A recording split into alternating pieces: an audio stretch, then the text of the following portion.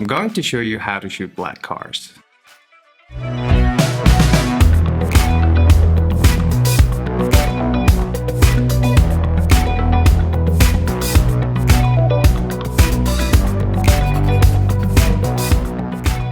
Hey, what's going on YouTube? My name is Mo, and I'm a car photographer from Bahrain. If you'd like to learn all about car photography and Photoshop, then go ahead and subscribe now so you don't miss out on all the cool stuff that I create every week. So this video is based on your requests. I got a lot of queries on how I go about shooting black cars.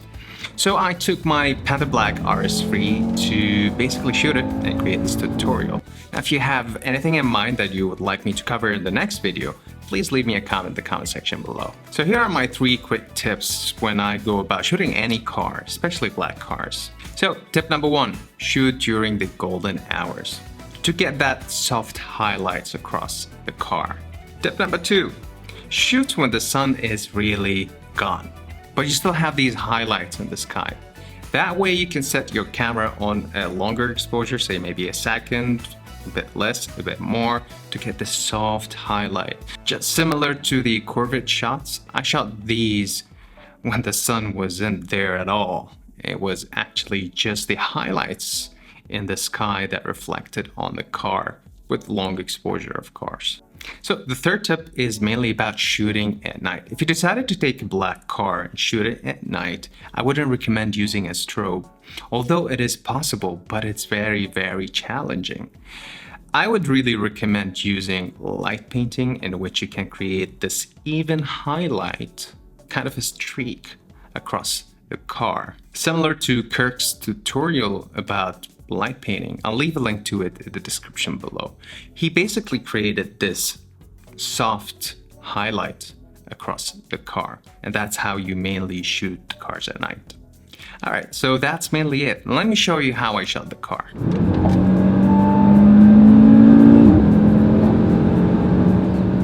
So as you can see, this is an empty parking lot or space. I have, a hill behind the car, and the sun is just about to go down, just a tad. It's there so I can get that sun flare in the photo, and that's how the camera is positioned. I'm at a focal length of around 80 maybe. All right, so let me just snap back. I need that sun flare in there. There you go. And I don't know if you see this, but the highlights are so soft and nice on a black car. But anyway, I'm going to show you how that looks like in Photoshop in a bit, and I'll walk you through the details. All right, now that we're done, it's a little bit of fun time, right? Woo!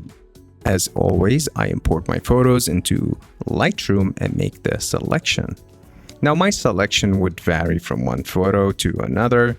Basically, what I was looking for is the highlights on the rims or the wheels, highlights on the side. And as you can tell, I've been using a CPL filter to cut down the reflections. And basically that was it. It really depends on which parts that I like in one photo and flag it.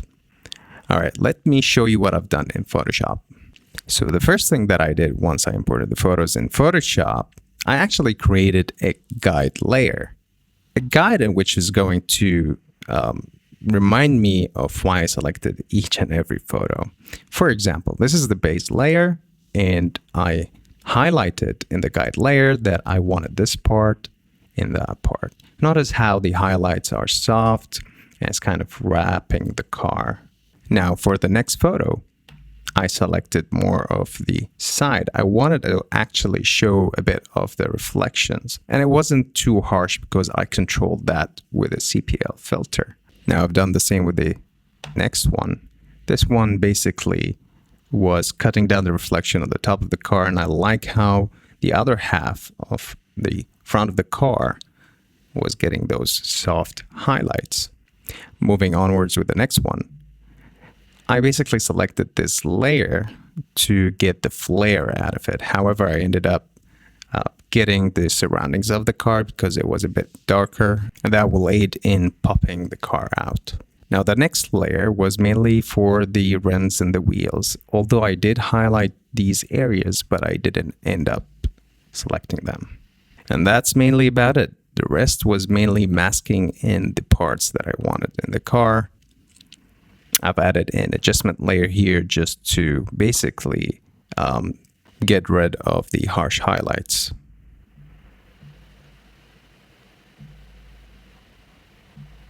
These are for the rims or the wheels. And then I looked at the photo and I was like, there is a lot of empty space here that I couldn't really fill. Now, if I added a cloudy kind of atmosphere, it just wouldn't fit the photo. So what I basically did, I cloned the hill and made it bigger, larger, like so. It's all with the clone stamp tool and a bit of copy and then masking in and out the elements that I wanted to keep or delete. And then I really just wanted to add more color to the original flare, like so. So I had a layer, a blank layer, and I just painted in with a color and set the blending mode to lighten. Then, of course, I had to clean up the area using, again, the clone stamp tool, and that's mainly about it. Now, a lot of you really doesn't like this type of shadows, and I thought I'd experiment with it since Dominic showed us how to create such shadows. Now, I know this is not realistic, but I like the way it looks, and I kept it there. Then I added a curves adjustment layer just to darken the photo a bit. And I added one of the overlays that I had. And it's basically to enhance the flare. I then added a LUTs, and these are one of my LUTs. I'll leave a link to download these LUTs in the description below.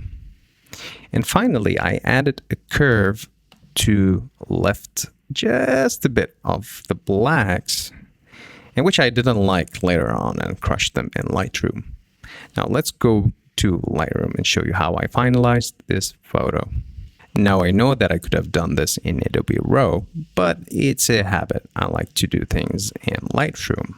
So the first thing I did here was just to bump up the exposure just a tad, a bit on the whites, and I kind of crushed the blacks a bit. Now here's how it looked without crushing the blacks. I then brought down the blacks a bit just to emphasize that color. All right, there are a few local adjustments that I did here. One is I used a brush, actually two brushes, one to darken the surrounding of the car, and I know I could have done that in Photoshop. And I didn't really do a good job here in Lightroom either, but it's a bit more forgiving than Photoshop when you use a high feathered brush. The other adjustment that I did is basically on the car, and it was targeting certain areas of the car, and I basically added whites to it. I then added a bit of tonal contrast using the clarity slider, about 25. And then added a bit of split toning. Now, if I turn the split toning off, basically added more to the grade. So this is how it looked before, and this is how it looks after. Now, I did experiment a bit with the shadows. I just didn't like how the shadows looked, so I left it without adding any grade in the shadow. I then sharpened the photo, about 51, and then I added a mask. So only the white areas will be affected with the sharpening. I added just a tad of noise reduction, just in case I created any noise from the grades and the adjustments. I then played around a bit in the calibration panel. Now this is how the photo looks before. It's a very minor, subtle adjustments. This is how it looks before, and this is how it looks after. So there's one more thing that I did in this photo, and it's cropping. I cropped the photo, and I really just wanted to focus more on the car instead of showing the surrounding. And that's mainly about it. All right, YouTube. So we've reached the end of this video. If you have any questions, please leave me a comment in the comment section below. Don't forget to like and subscribe and follow me on Instagram. And I'll see you in the next video.